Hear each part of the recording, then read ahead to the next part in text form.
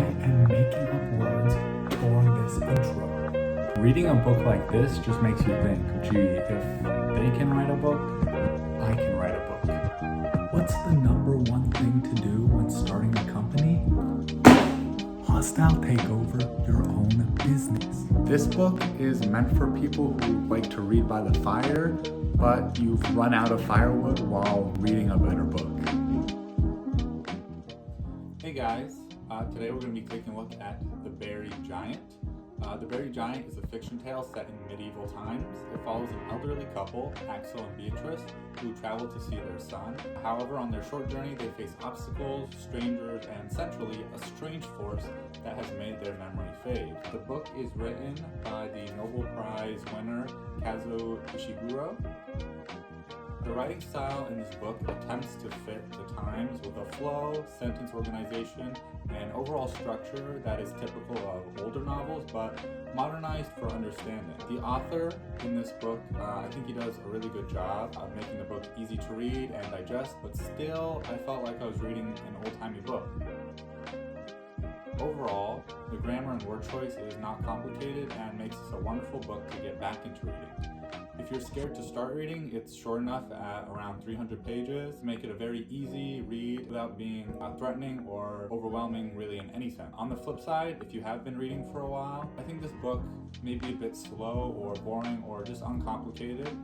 It's straightforward in nature, and its lack of continuous turns could make the slow parts kind of hard to endure for experienced readers. Also, this book is a mix of descriptive writing and dialogue, like most fiction stories, and the plot is more a long, slow build-up to an end rather than a thrilling roller coaster.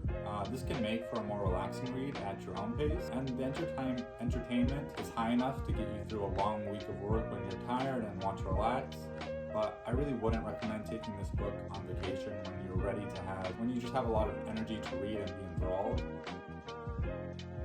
Page turnability is also kind of mid-level in this book. It's not like you're reading a non-fiction book where many pages are kind of a drag to get through, but it also won't force you to turn the page. In terms of relatability, it's also fairly minimal. I never really felt connected to any of the characters, and it felt like the story just doesn't develop them enough initially to really get me into them, and the book is more focused really on the adventure. It's also definitely an adventure and fantasy book. Definitely mixes the two well, kind of what you would expect in a medieval book.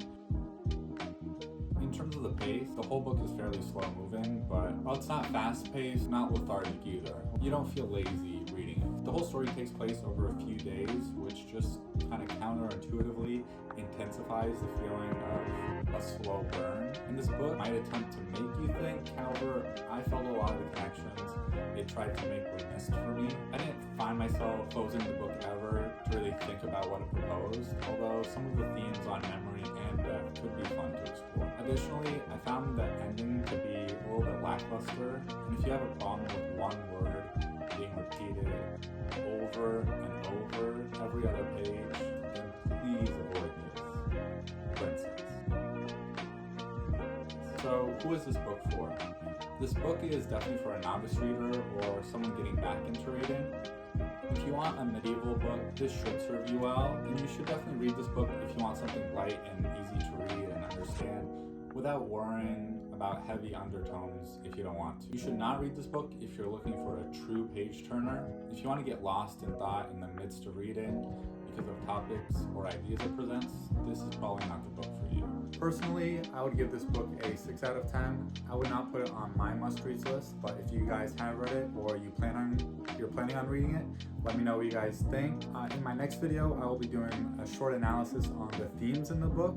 That's more so for after you've read it, if you've read it. And then I'm super excited for the next book that I've been reading. It's The Idiot.